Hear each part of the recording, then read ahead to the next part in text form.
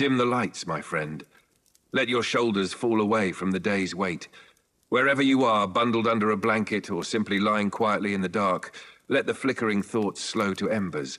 The phone resting in your palm can become your candlelight. No alerts, no urgency, just this voice and this journey. Outside, the world continues its spinning, laundry to fold, clocks to check, shoes by the door. But none of that is yours for now. You've chosen something else, to drift, to wander, to listen. For the next while, you'll travel gently through centuries where no one demands your presence and nothing needs to be solved. Just a story unfolding, slow as dusk. So breathe in, let the quiet settle. And imagine this. A breeze creeps through the shutters of a narrow cottage tucked along a muddy path, somewhere deep in a medieval village, a place unnamed on any map you've seen. There is a hearth inside, barely lit. A rush of smoke curls through the rafters. A woman kneels near the embers, her fingers tracing flour across a wooden board, shaping dough with slow, practiced motions. Her sleeves are rolled up, and the scent of the day's stew still lingers in the air, thick with thyme and root vegetables. Outside, a child calls for her, and she answers without looking up. Her hands never stop moving. This, dear listener, is not a tale of war or royalty or conquest. It is the quieter, heavier history, one lived in kitchens, behind thresholds, beside beds, with cloth and water and blood. This is the story of women. Not the kind in brocade gowns whose names are carved into monuments, but the many millions who endured the medieval centuries behind veils of anonymity. Wives, daughters, widows, healers, midwives, milkmaids, the ones who bore the weight of life, literally and figuratively, with little rest and even less recognition. And while there was kindness, community, even joy tucked within the folds of their days, life for most medieval women was marked by limits, labor, and losses quietly endured. Tonight we'll walk their paths, not to feel sorrow but understanding, not to stir outrage but remembrance. Because even though time has tucked their stories away like pressed flowers in forgotten books, their lives left deep impressions on villages, on families, and on the soft pulse of history. So let's step softly. Imagine being born not into a world of choice, but of expectation. A peasant girl in a 13th century village might open her eyes in a thatched roof hut. Her first sights, the wooden beams above her, and the heavy cloth that serves as the family's only curtain.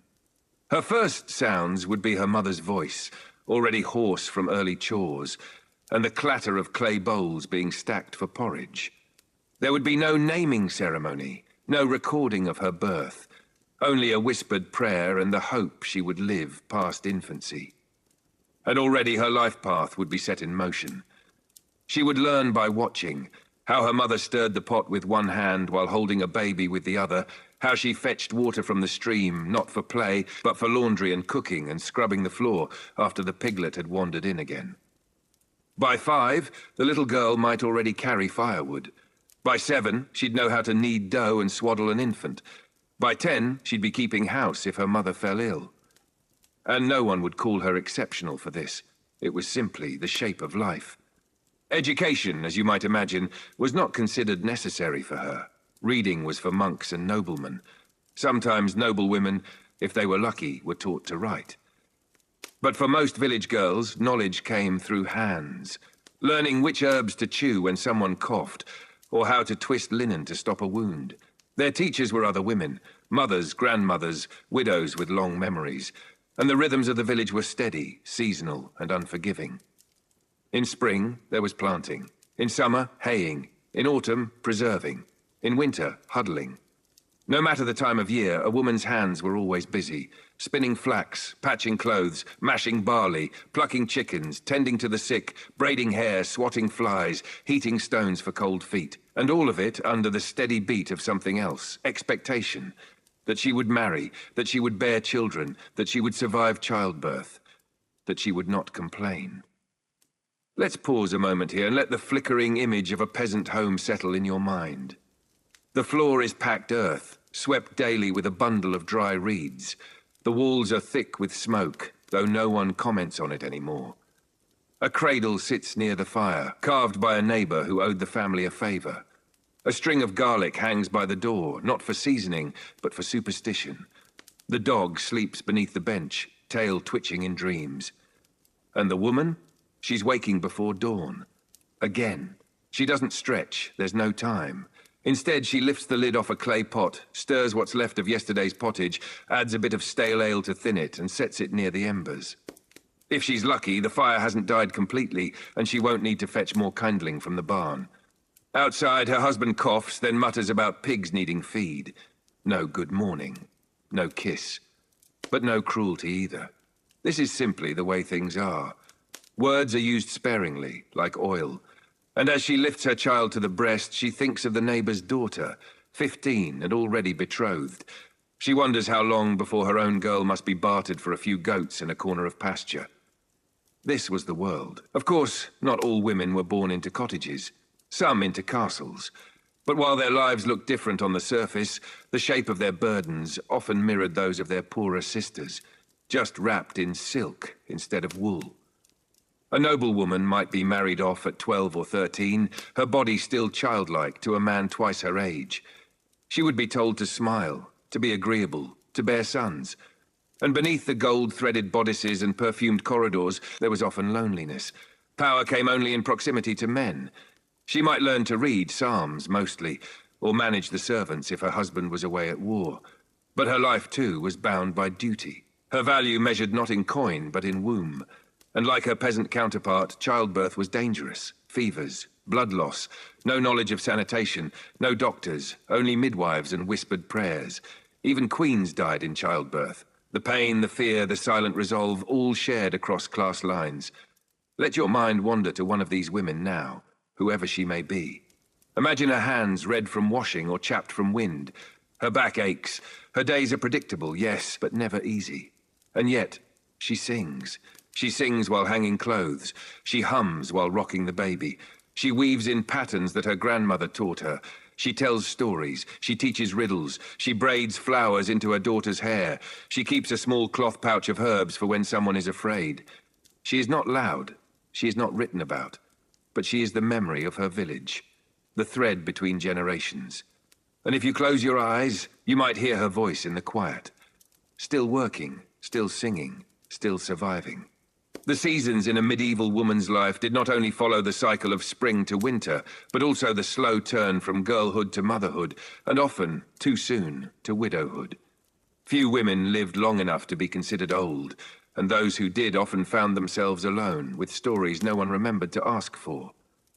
Let us linger now in midsummer, when the days are long and heavy with bee-song, when the barley stands tall and the village children run barefoot down rutted paths. There's a young woman by the well. Her sleeves are rolled, her hair bound in a scarf.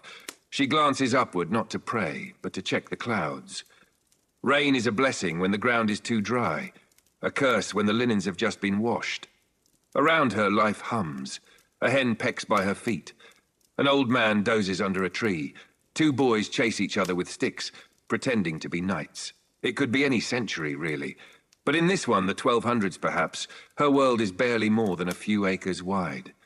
She was likely married at 14, perhaps to a man she barely knew. Maybe he was kind, maybe not. But she has a duty to fulfill, and that duty lives in her belly, or soon will.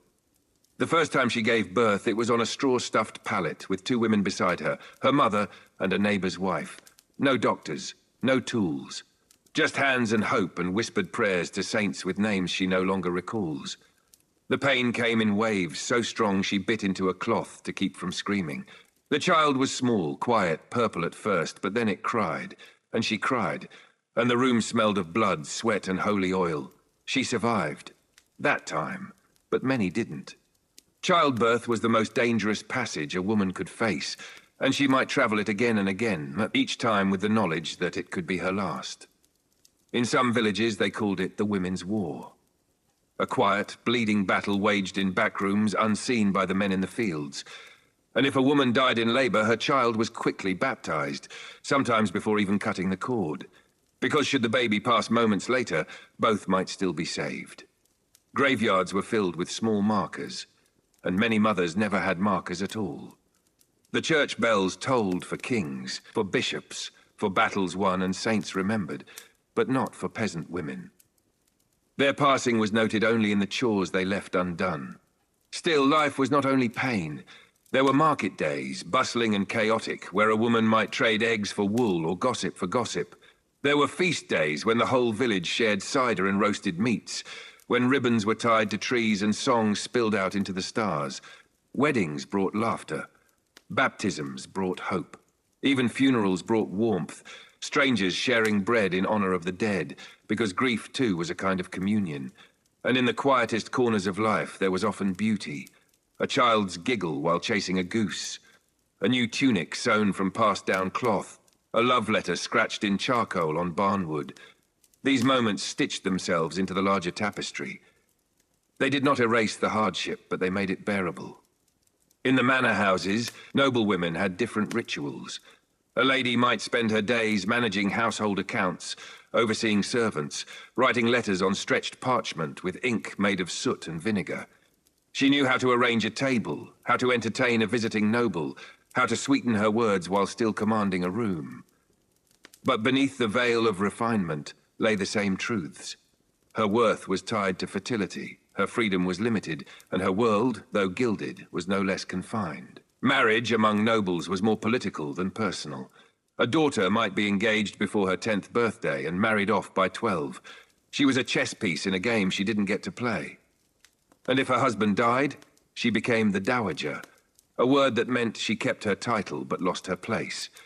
Her lands, her future, even her children's fate were decided by in-laws or the crown. Still, widows sometimes found strange freedom in this space between roles. With no husband to serve, some took up healing, or managing lands, or entering convents, not as novices, but as wise women with experience. Let's visit a convent now. Far from the village, up a grassy slope where the bells ring at matins and vespers. Here women live by the rhythms of prayer and work. They copy manuscripts, tend gardens, mix medicines from dried herbs. They sing, they contemplate. They do not marry. Some came by choice. Others because their families couldn't afford dowries. The abbess rules here. Stern, but fair.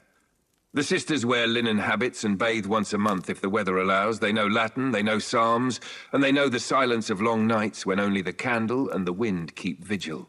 Inside the chapel, there's a stained glass window showing Mary with her arms open wide.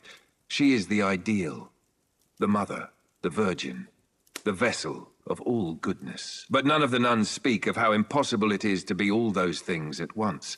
They simply bow their heads and go on. Even outside cloisters, religion shaped every moment of a woman's life. The church taught that Eve brought sin into the world, that women were temptresses, weak-willed, needing guidance, that their role was to obey, to serve, to repent. And yet, many women found comfort in faith. They lit candles for lost children. They whispered prayers while grinding grain. They found strength in saints, especially the female ones, who had bled, cried, and endured.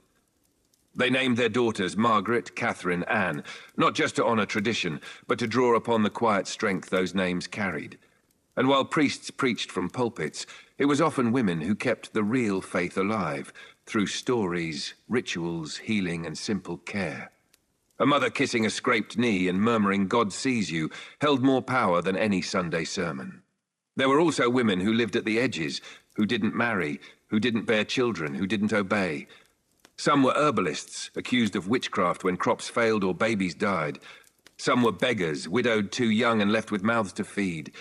Some were just odd, laughing too loud or wandering too far or asking too many questions. These women were feared, pitied, sometimes burned. But they also reminded the village of its fragility. That life, especially for women, walked a fine line between reverence and ruin. And yet, some of these women survived. They passed down knowledge in whispers. They taught daughters and nieces which herbs to use for pain, how to stop bleeding, how to bring on or delay a child. They were healers in a world that had little medicine, and their legacy lived in the bodies they helped survive. She wakes before dawn again. The fire has died down to a whisper, and the cold has crept in through the thatch. Her joints ache, her back aches. The ache is her companion now. At 40, she is considered old. A grandmother, perhaps. A midwife. Or just the woman with the crooked gait who remembers the great frost of '96. There's a girl beside her now, her granddaughter. They share the same name, passed down like a recipe no one wrote. The girl stirs, sniffs the cold, and curls closer. It's still dark, still too early. But the chickens need feeding, and the dough must be kneaded before the others wake. She brushes her fingers across the girl's forehead and rises. Her knees crack. The rushes on the floor are damp, and she steps lightly to avoid the worst of it. Outside, a rooster begins his sermon. The air is thick with fog, but the sky is just beginning to bleach. In the kitchen, she begins her daily prayer, not with words, but with movement. Water in the bucket, flour in the bowl, coals poked and coaxed into a flame, each act a quiet defiance of decay, each motion the memory of all the women before her. By the time the village stirs, she's already at the hearth. The bread is baking, the porridge is warm. Children come blinking into the day, mouths open like birds. She feeds them with hands that have never stopped. There are no mirrors in the house. She knows her face only by the way others look at her. Less with awe now, more with expectation. The wise woman. The one who knows where the mushrooms grow. The one who's buried 3 sons and still sings on feast days. Sometimes when she's alone, she hums the old songs. The ones her mother taught her and hers before that. Songs about rivers and stars and love that bloomed despite arranged vows.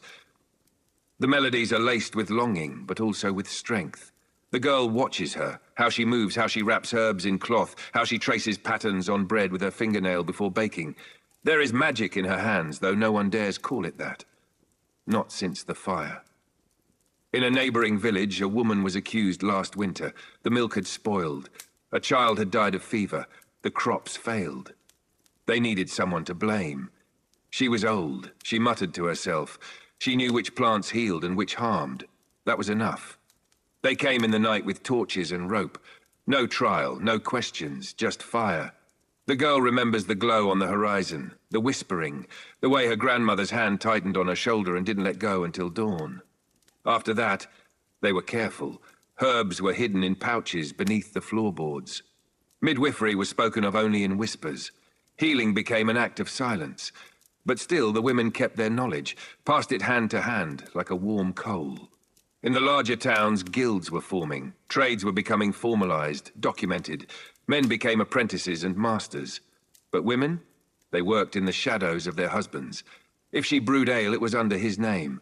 If she sewed, her stitches bore his profit. If she made candles, no one praised her wax, only his store. Yet the economy of the village depended on women's labor. They spun wool by firelight. They dyed cloth with crushed berries and lye.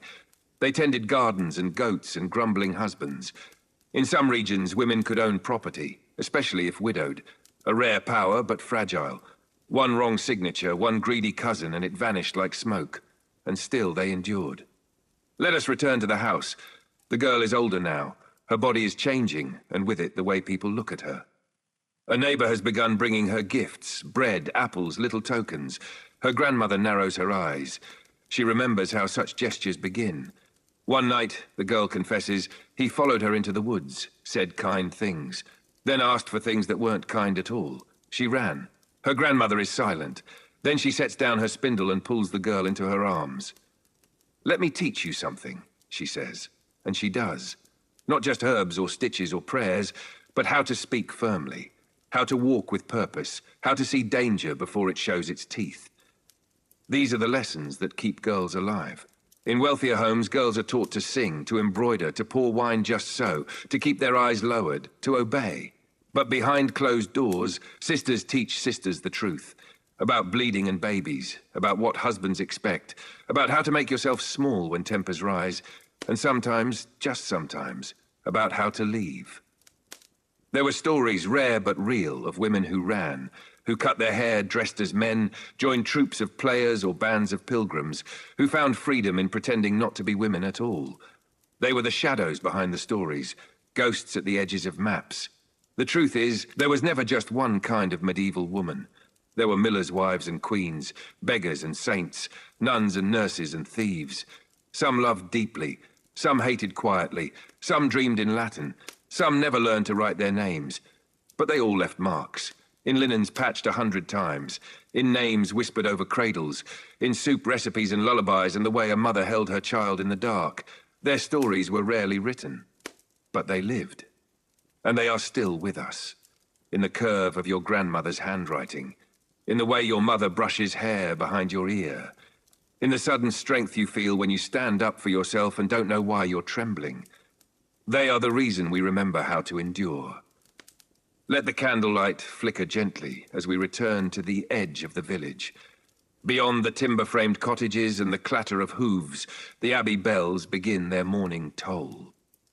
Inside a cloister far from peasant farms, another woman rises from her straw mattress. Her name is Margaret, though she has taken on a new one, Sister Aveline, upon entering the convent. Here the air smells of beeswax and damp stone, and though life is calmer than the field-bound hours of her sisters in the villages, it is no less demanding. Before sunrise, she kneels in the chapel with the others, wrapped in the quiet repetition of prayer. For many women, the convent was a refuge, not always from the world, but from what the world demanded. A dowry was often required to enter, but for daughters whose families could not find them husbands, the church offered a sort of sanctuary. A different kind of confinement. Sister Aveline does not plough fields or haul firewood, but she copies texts in the scriptorium, stitching careful Latin letters with ink made from oak galls and soot. She learns herbal knowledge too, how to steep chamomile for childbirth pain, how to dress wounds with moss and honey. There are no loud voices here, no fathers choosing husbands for them, no sons tugging at their skirts. But there is also no family of their own. Their vows of poverty and obedience cradle them in a quiet structure, but also bind them. Even in service to the divine, the freedom of medieval women was conditional. Back in the village, Elsbeth, our earlier girl, now a woman, walks barefoot through the morning mud to fetch water. Her hands are cracked from winter. Her eyes carry a deeper weight. She married a tanner, a quiet man with arms the size of tree limbs and a sadness he never explains. He smells of hides and lye, but he brings her wildflowers when he's drunk enough to remember softness. She has 3 children now. One died in her arms last spring from fever, and she buried him under a stone she carved herself. No priest came. He had already fled the sickness. She sang the hymn alone. The others cling to her legs as she stirs the pot. She tells them stories while they eat, the ones her grandmother told her, about birds that carried messages and rivers that whispered wishes. She doesn't mention the hunger. There are moments when she stands at the door and stares toward the hills, wondering what it would feel like to keep walking. Just walk and walk until the forest swallowed her, until she was just bones and moss. And then a child tugs her hand and she turns back to the fire. Elsewhere, another woman kneels in the rushes scrubbing a lord's tunic. Her name is Ismay. She works in the great house, far above her own station, but close enough to glimpse embroidery and silver. She knows her place. Her life is one of silence. She is invisible when she moves well and punished when she makes herself known. The lady of the house speaks only in commands. The lord does not speak at all. He leers. Last summer, a serving girl was taken from the kitchen. No one spoke of it after. Ismay learned to move faster, to look away. Her friend vanished, and yet she survives. She learns the hidden schedule of the manor. When the guard is distracted, when the wine stores are vulnerable, when it is safe to cry. She keeps a tiny carved token in her bodice, a gift from her mother who once told her, "Your story matters, even if no one writes it down." She believes that. Not every day, but enough. The world is not gentle with women here, but in the cracks of cruelty they find ways to resist. In spinning circles, women whisper secrets while their hands twist wool. In church, they lock eyes with each other during sermons meant to shame them.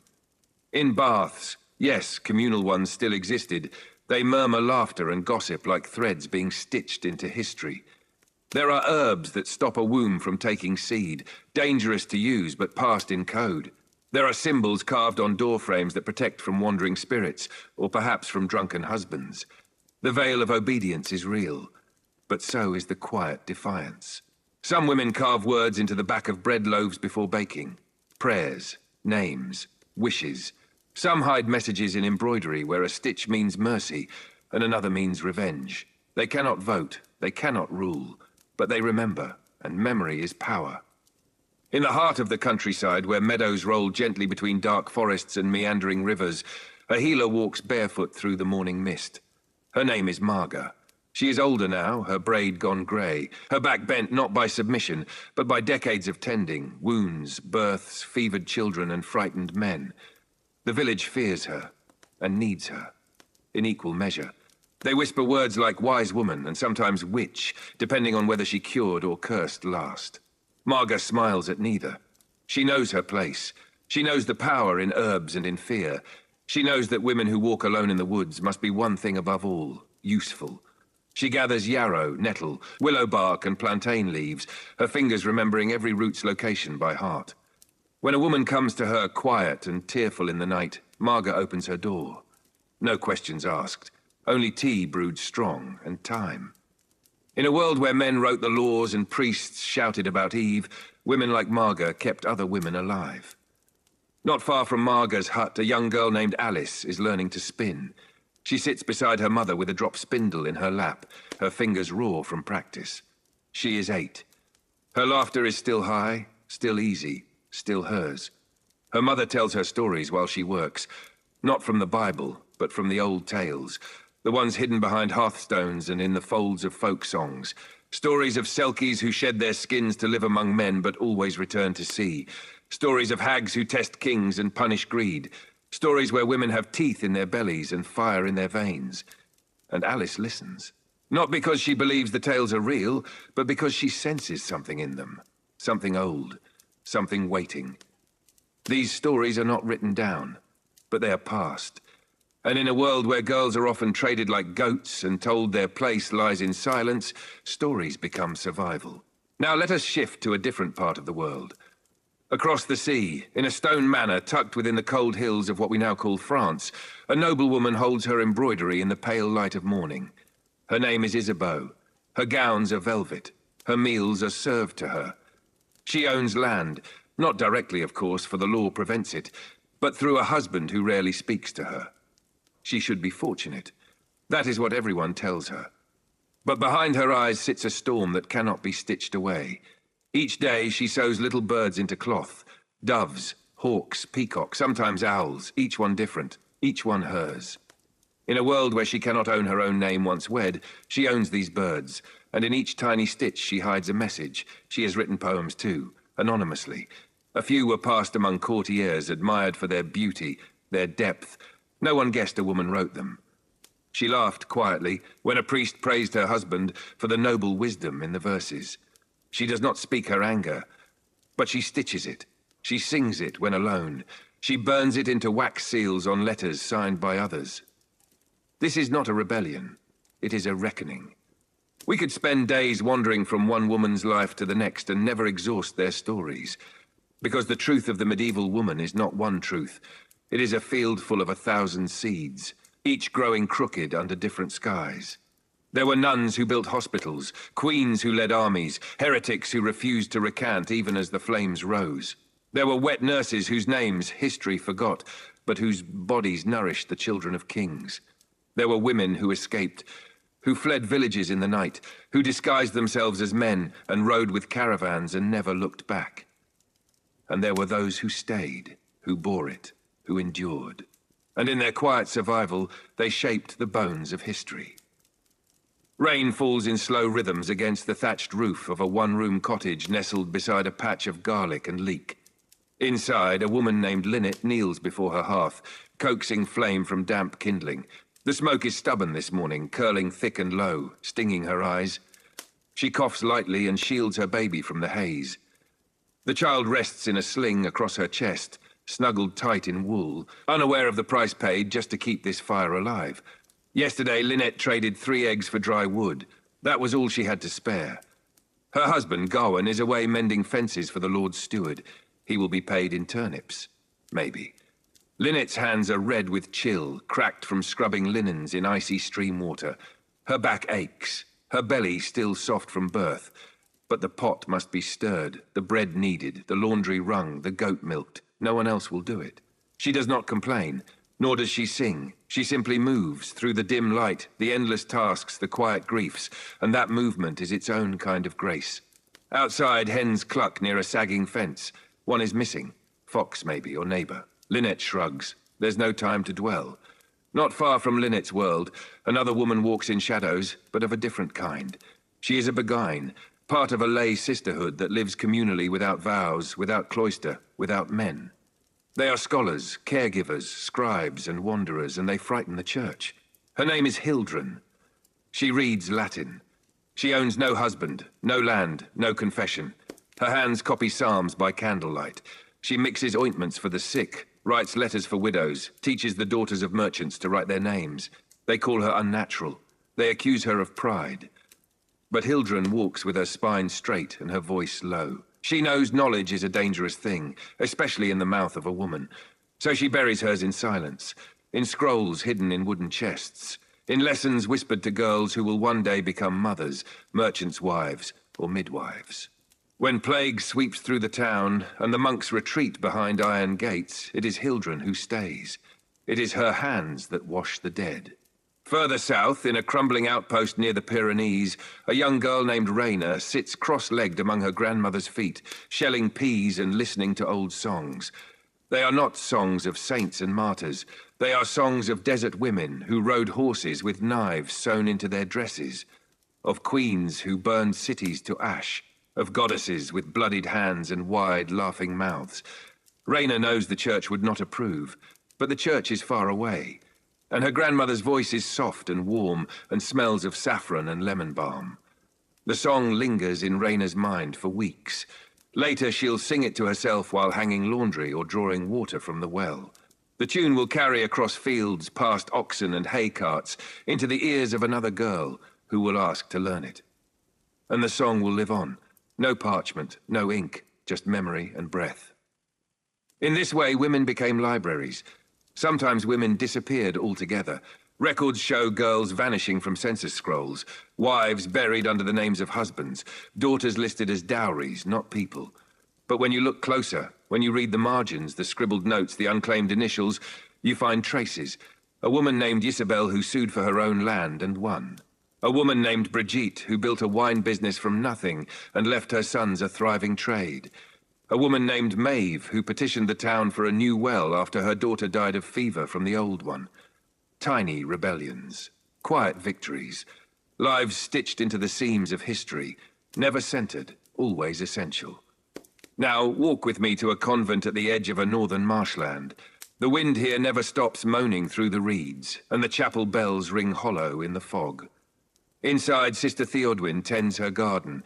She prefers carrots. They grow best in the damp soil, and the other sisters delight in their sweetness come Lent. Theodwyn once belonged to a noble house. Her betrothal fell through when the family fortune dwindled. Her father sent her here, for her own good. At first she cried every day. Then she read. Now she tends both carrots and books with equal care. She has come to love the quiet, the rhythm of prayer, the strange intimacy of women living together without men's eyes upon them. She dreams of copying her own manuscript one day. Not scripture, but stories. About geese who outwit wolves. About kitchens that open into enchanted woods. About queens who vanish on the wind. No one need know she wrote it. She only wants it to be read. Down a narrow cart path in a lesser-known village where the soil is too rocky for grain but just right for sheep, a woman named Selah stirs a vat of wool dye made from madder root. Her hands are stained red as if perpetually wounded. But it is not blood, it is trade. This red sells well in the market. Selah is known for her colors. She blends plants and mosses and mineral dust into shades the men don't know how to make. Cloaks for merchants, ribbons for festival days, robes for monks, all pass through her hands. But Selah cannot read, cannot write. Her craft was passed by voice, by watching, by doing. Her daughter Elna is beginning to help. Elna holds the wool in the rinse tub, careful not to stir too fast or the fibers will felt. They work together without much talk. The steam rising from the pot is fragrant, earthy and sharp. Elna hums. Selah adds lye. Later that night, they lay the dyed wool to dry over hedgerows, the evening wind pulling threads into the dusk. Somewhere beyond the hills, nobles talk of politics and crusades. Here, a perfect scarlet has been made, and that is triumph enough. Let us pause now in a kitchen, not a noble one, but the low-beamed warmth of a brewer's cottage near a bustling abbey. A widow named Anne brews ale. Good ale, strong and clean, with a sweetness that lingers on the tongue. The monks buy it in barrels. Travellers stop by with empty jugs. Her name is passed from lips like praise. This is not just drink, it is safety. Ale is boiled, safer than the stream. Even children drink it. Anne knows this, though she doesn't speak much. Her husband died of fever. Her son fled the press gangs. Now the alehouse is hers. Her hands are steady, her nose sharp, her ledger simple but accurate. The priest once warned her that women should not sell spirits. She replied that spirits keep his belly warm on market days. He no longer complains. At dusk, she lights her lantern and pours out a measure for the girl who helps her, a niece from the next village. They sit by the open door and watch moths dance toward the flame. Elsewhere, beneath the boughs of an ancient forest, a different kind of life unfolds. A woman called Bera lives alone, or so the villagers claim. Children say she talks to animals. Men say she brings storms. Women, quietly, come to her with questions. She is a midwife, a bone setter, a herb keeper. They call her witch, but with a kind of awe. She accepts their coins or their silence. Sometimes she accepts eggs or a story, or nothing at all. Her cottage is overgrown. Foxglove sprouts from the thatch. Chickens roost in unexpected places. On her table, skulls, roots, flasks, cloth. Beside her hearth, a cradle.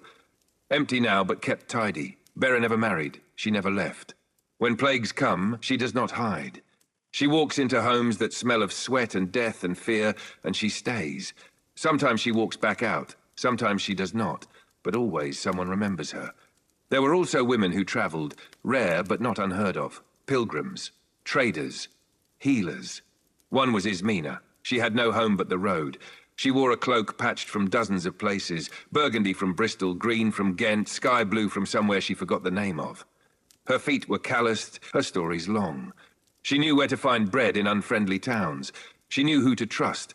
She could speak just enough of 4 languages to haggle. At night, she slept by hearths offered in kindness or curled beside her satchel beneath wayside shrines. She carried dried lavender, a dagger, a deck of painted cards, and a tin box with a baby's tooth inside.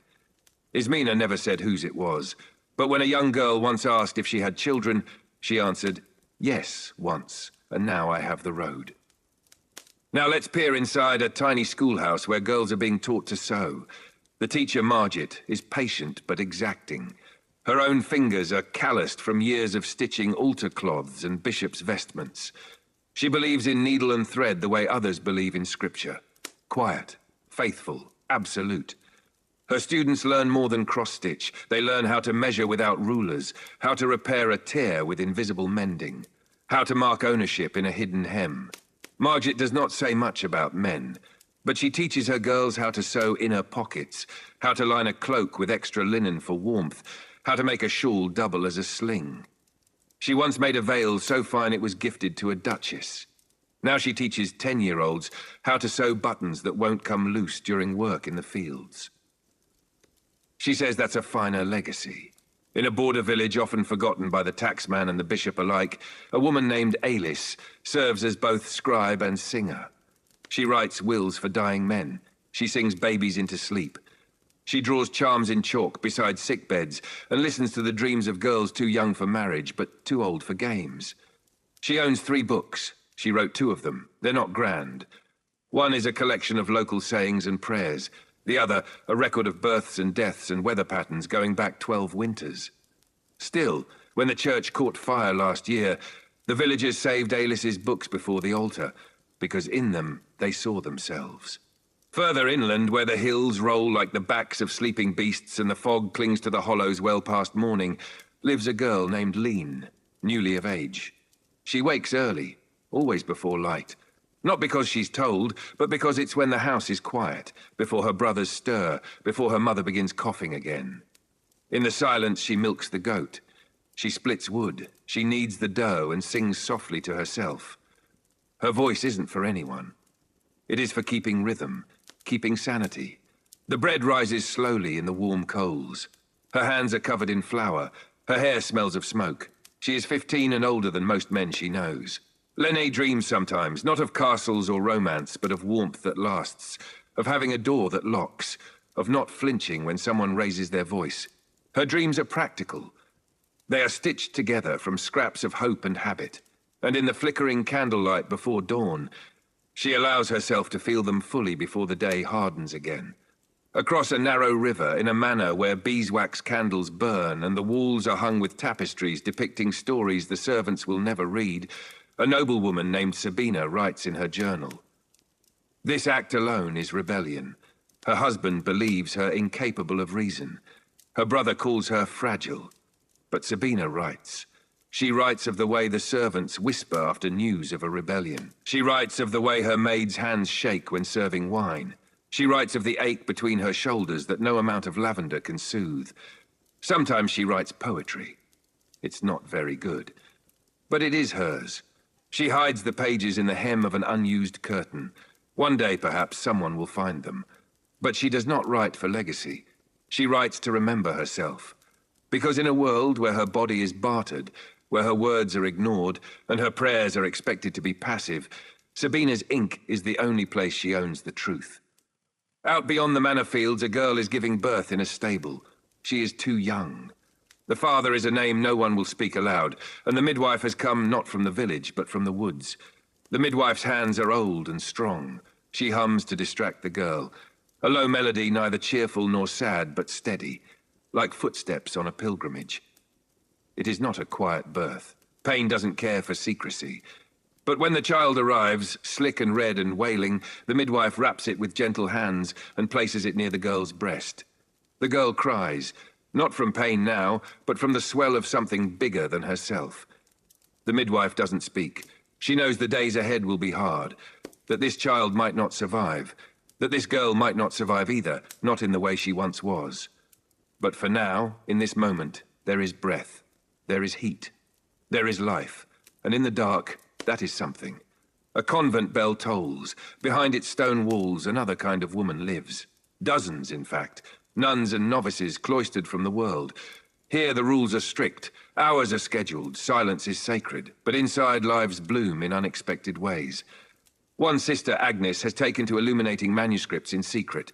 Not just saints and martyrs, but flowers and birds and strange, playful creatures in the margins. Her abbess suspects, but says nothing. Perhaps she, too, once doodled when no one was watching. Another nun keeps bees. Her honey is sold in town under the name Holy Sweetness. She says the hives are like prayers, quiet, disciplined, full of stings if mismanaged. And then there's Sister Johanne, who teaches the young novices to read, even though some say it's a waste.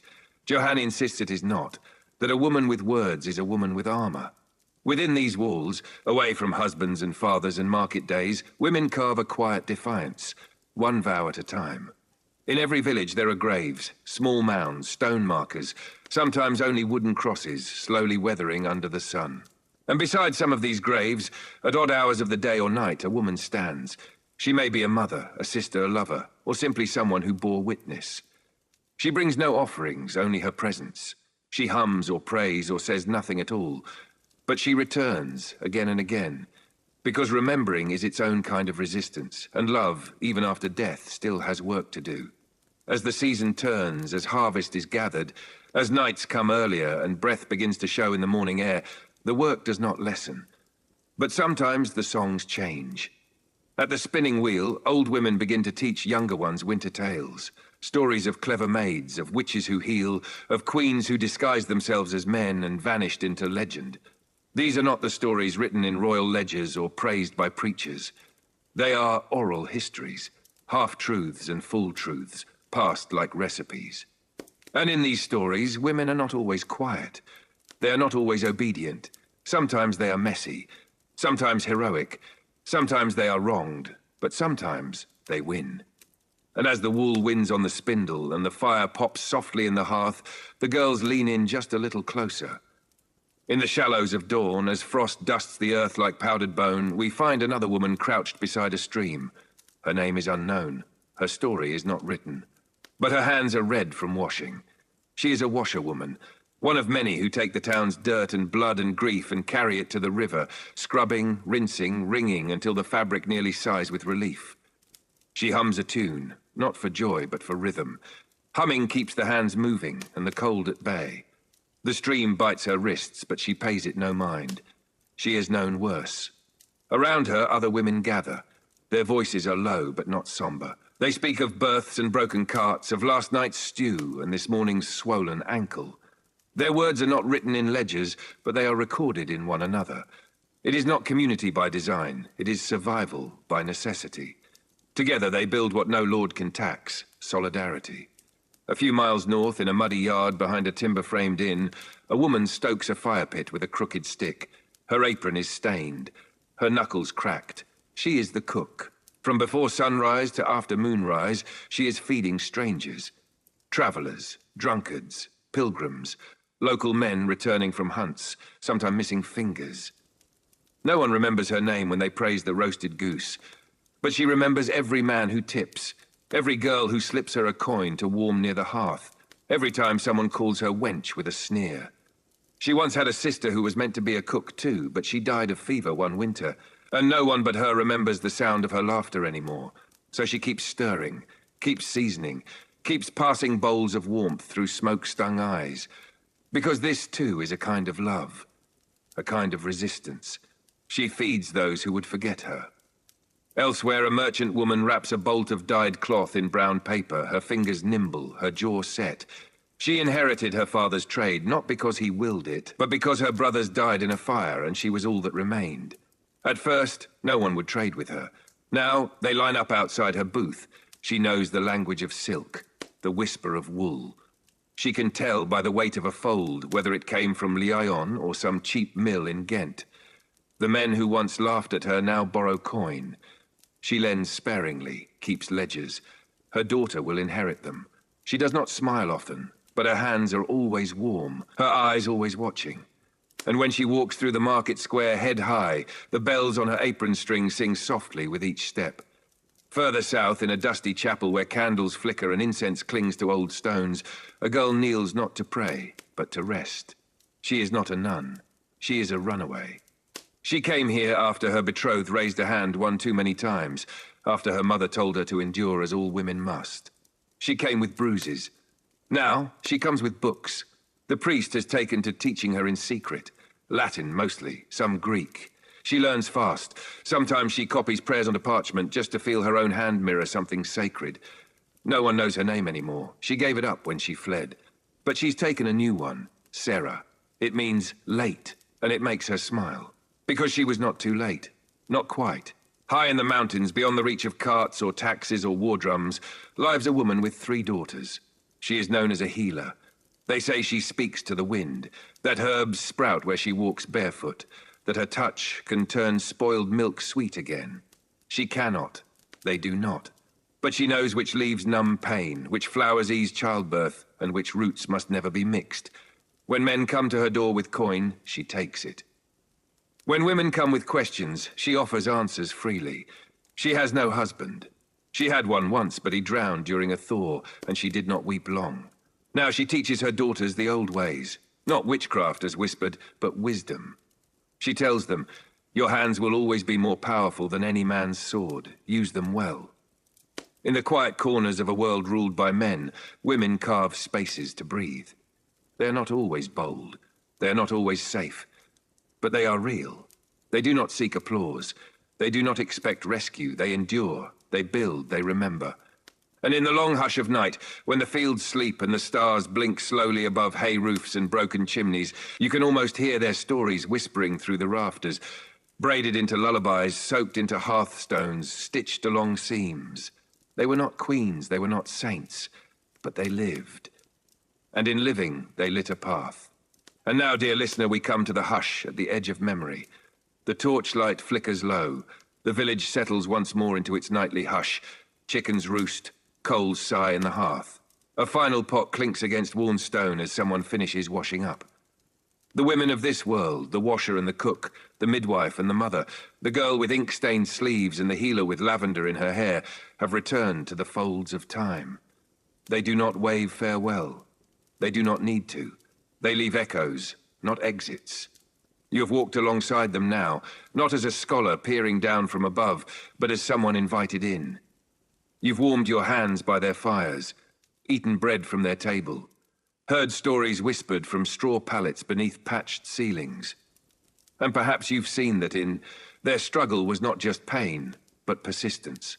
Not just burden, but brilliance. That in their silence was strength, and in their stillness, survival. History does not always honor them, but you have. By listening, by caring, by simply letting their stories drift into your evening, you have made space for them again in this world. What does it mean, in the end, to live a life that goes unrecorded? Perhaps it means lighting a candle that someone, somewhere, still sees flickering in the dark. So let your eyes soften now. The tale is done. The sky above the medieval hills is dark, deep, endless. But inside the homes of women long gone, you have glimpsed embers still glowing. Breathe deeply. Let their voices fade gently into yours. And as sleep begins to rise like fog from the fields, carry this with you. Even in the quietest corners of the past, there were lights that never went out. Good night, dear traveler.